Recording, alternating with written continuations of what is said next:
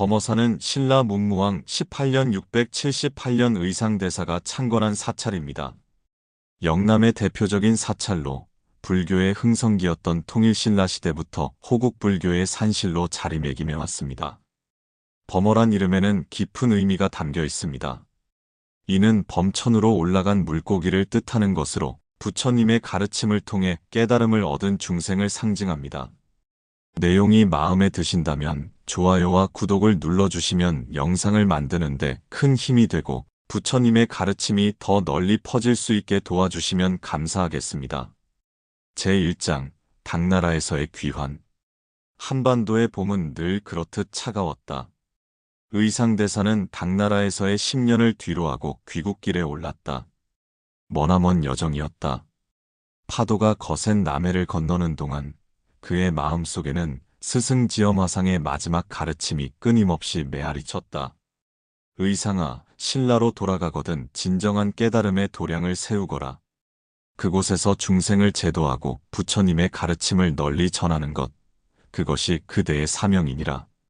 의상은 스승과의 마지막 대화를 떠올렸다. 당나라에서의 수학은 그에게 깊은 깨달음을 주었다. 특히 화엄사상의 깊이는 그의 영혼을 완전히 바꾸어 놓았다.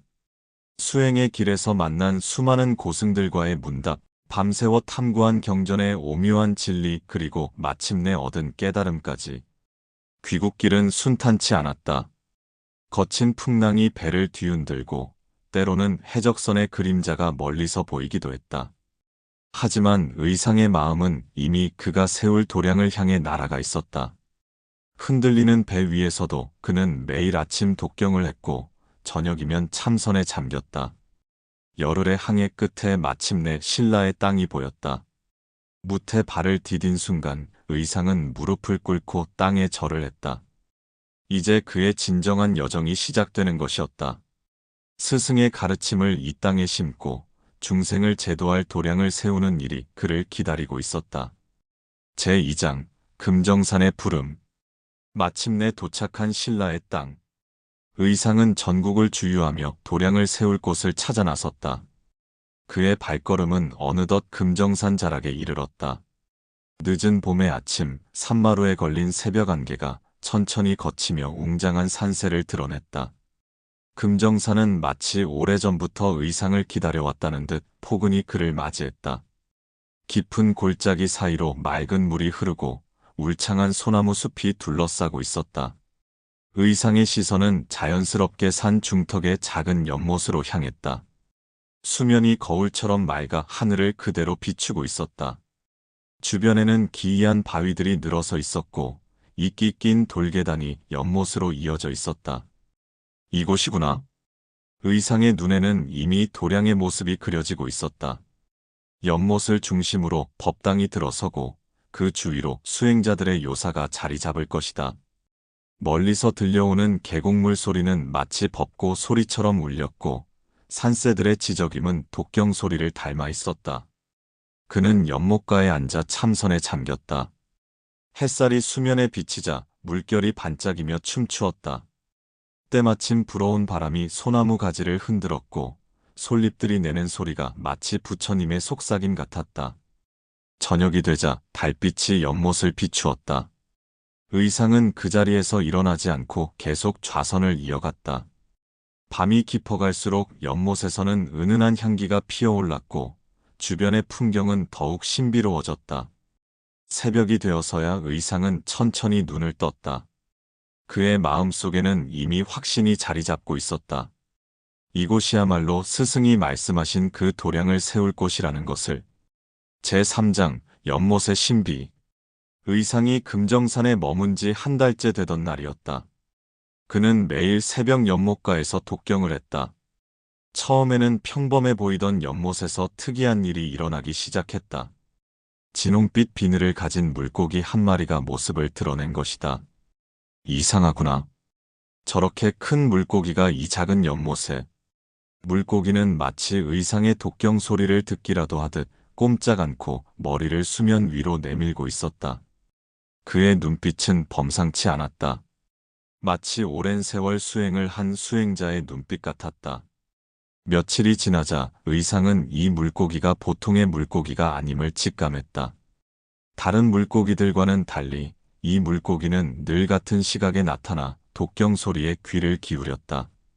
때로는 밤중에도 나타나 달빛 아래서 의상의 좌선을 지켜보았다. 네가 전생에는 어떤 인연이었기에? 의상은 물고기에게 말을 걸기 시작했다. 처음에는 간단한 법문을 들려주었다. 그러다 점차 화엄경의 깊은 진리를 설파하기 시작했다. 놀랍게도 물고기는 모든 것을 이해하는 듯했다. 마을 사람들도 하나둘 소문을 듣고 찾아왔다. 그들은 물고기의 신비로운 모습에 경탄을 금치 못했다. 어떤 이는 물고기의 비늘에서 부처님의 모습을 보았다고 했고, 또 어떤 이는 밤중에 물고기가 경을 읊는 소리를 들었다고도 했다. 날이 갈수록 물고기의 모습도 변화했다. 비늘은 더욱 영롱한 빛을 발했고, 몸에서는 은은한 향기가 풍겼다. 때로는 연못 위로 솟구쳐 올라 달빛을 받으며 춤추는 듯한 모습을 보이기도 했다. 제4장 깨달음의 길. 여름이 깊어갈수록 금정산에는 신비로운 기운이 감돌았다. 밤하늘에는 오색 찬란한 구름이 모여들었고 산중에서는 아무도 치지 않은 종소리가 울려 퍼졌다. 특히 연못 주변은 더욱 신비로웠다. 스님, 저 종소리가 들리시나이까? 그렇소. 하늘에서 울리는 종소리라. 의상은 당나라 유학 시절 스승 지엄화상으로부터 들었던 이야기를 떠올렸다. 부처님의 진리가 이 땅에 깊이 뿌리 내릴 때면 하늘에서 천녀가 꽃을 뿌리고 종소리가 울린다는 것이었다. 물고기는 나날이 변화했다. 그의 비늘은 더욱 찬란히 빛났고 움직임은 한결 우아해졌다. 의상이 화엄경을 독송할 때면 물고기는 마치 오랜 수행자처럼 경건한 자세로 경청했다. 이제 그대에게도 때가 오는 것이로구나. 의상의 말에 물고기는 고개를 끄덕이는 듯했다. 연못 주위의 청류는 바람 없이도 흔들렸고 밤하늘의 별들은 유난히 밝게 빛났다. 어느 날 밤 의상은 꿈을 꾸었다. 꿈속에서 장삼을 입은 노스님이 나타나 말했다. 이곳에 도량을 세우시오. 중생을 제도하는 법당이 되리다.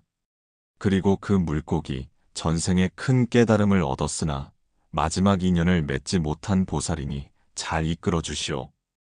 꿈에서 깨어난 후 의상은 물고기를 더욱 각별한 마음으로 대했다. 화엄경의 가장 깊은 진리를 설하고 밤이면 함께 좌선을 했다. 연못가에는 점점 더 많은 사람들이 모여들었고 그들도 함께 불법을 배우기 시작했다. 제5장 상서로운 조짐. 가을의 문턱에서 금정산의 기운은 더욱 신비로워졌다. 연못 주변에서는 이상한 일들이 끊임없이 일어났다. 달밤이면 오색 구름이 피어올랐고 새벽이면 하늘에서 꽃비가 내렸다. 대사님, 어젯밤에도 연못에서 향기가 피어올랐다고 합니다. 그렇소. 이제 때가 가까워졌나 보. 의상은 물고기의 변화를 주의 깊게 지켜보았다. 진홍빛이던 비늘은 이제 황금빛으로 변해가고 있었다. 눈빛은 더욱 맑아져서 마치 부처님의 눈빛을 보는 듯했다.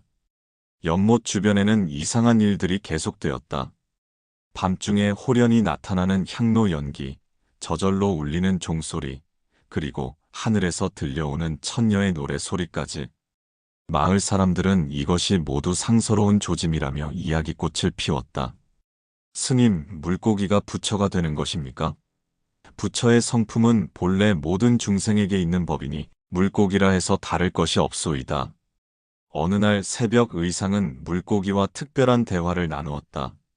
물고기는 이제 인간의 말을 알아듣고 눈빛으로 대답하는 듯했다. 의상은 물고기에게 마지막 가르침을 전했다. 이제 그대는 모든 것을 깨달았도다. 다만 마지막 한 걸음이 남았으니 두려워 말고 나아가시게. 그날 밤 금정산 전체가 황금빛으로 물들었다. 하늘에서는 천상의 음악 소리가 들려왔고 땅에서는 연꽃이 피어올랐다. 모든 것이 위대한 일이 일어날 것임을 예고하고 있었다. 제6장 범천으로의 비상. 보름달이 떴던 그날 밤 천지를 뒤흔드는 기적이 일어났다. 연못의 물고기가 갑자기 황금빛 광채를 내뿜기 시작한 것이다. 처음에는 희미한 빛이었으나 점점 강해져 마치 새벽 햇살처럼 찬란해졌다. 온만이 밤매흠. 의상대사의 독경 소리가 밤 공기를 가르며 울려 퍼졌다. 주변의 나무들도 바람 한 점 없는 밤이것만 살짝살짝 흔들리며 그 소리에 화답하는 듯했다. 산속의 짐승들도 모두 고개를 숙이고 있었다. 물고기는 천천히 수면 위로 떠올랐다. 진홍빛 비늘은 이제 완전히 황금빛으로 변해 있었고 온몸에서는 찬란한 광명이 뿜어져 나왔다. 그때였다. 믿기지 않는 광경이 펼쳐졌다. 물고기의 몸이 서서히 변화하기 시작한 것이다. 아, 이것이 바로 불법의 진리로구나. 물고기의 비늘이 하나둘 벗겨지며 그 아래로 금빛 갑옷 같은 것이 드러났다. 지느러미는 천이처럼 부드럽게 펄럭였고 꼬리는 마치 날개처럼 변모했다. 물고기의 눈에서는 깊은 깨달음의 빛이 번쩍였다. 하늘에서는 꽃비가 내리기 시작했다. 오색 찬란한 꽃잎들이 달빛을 받아 반짝이며 천천히 내려앉았다. 멀리서 종소리가 들려왔고 향기로운 바람이 불어왔다.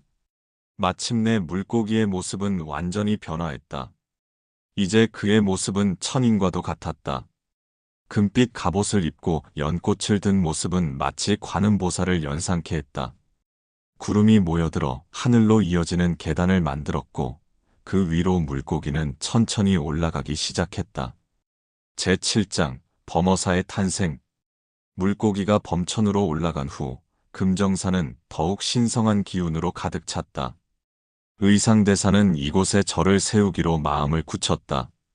그는 이 절을 범어사라 이름 짓고 부처님의 가르침을 전하는 도량으로 삼고자 했다. 이곳에서 물고기가 보여준 것처럼 모든 중생이 부처의 깨달음을 얻을 수 있으리라. 소문은 빠르게 퍼져나갔다. 금정산에서 일어난 기적 같은 일과 의상대사의 깊은 깨달음에 대한 이야기를 들은 사람들이 하나둘 모여들기 시작했다.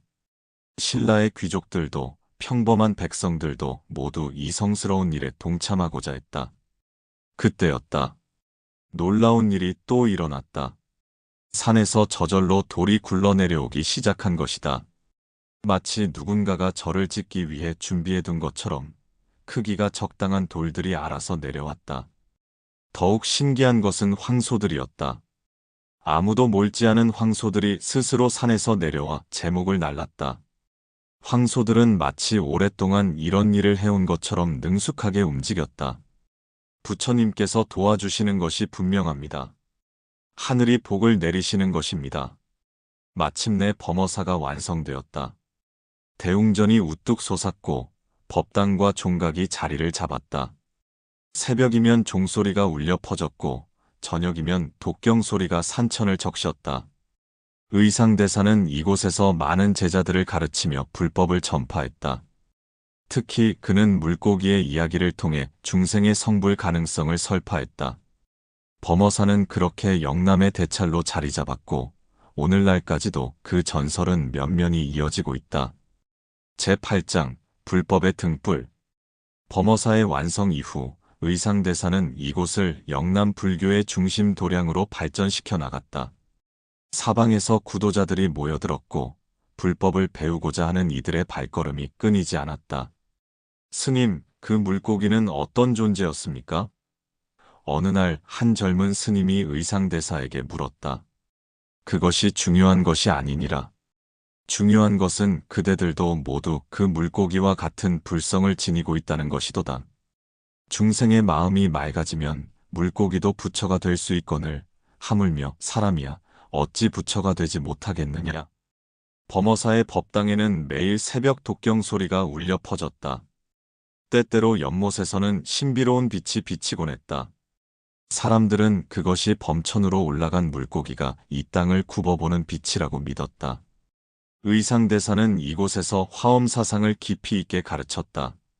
특히 그는 연기법계의 진리를 설명할 때면 항상 물고기의 이야기를 예로 들었다. 작은 연못 속 물고기가 어떻게 깨달음을 얻어 범천에 이르렀는지, 그 과정에서 보여준 정진과 깨달음의 의미를 상세히 설명했다. 모든 중생은 본래 부처의 성품을 지니고 있느니라. 다만 그것을 깨닫지 못할 뿐이니 부지런히 수행하여 마음을 맑게 하면 반드시 깨달음을 얻으리라. 의상대사의 가르침은 많은 이들의 마음을 움직였다. 범어사는 점차 영남의 대표적인 수행도량으로 자리 잡아갔고 이곳에서 수행한 스님들은 각지로 퍼져나가 부처님의 가르침을 전파했다.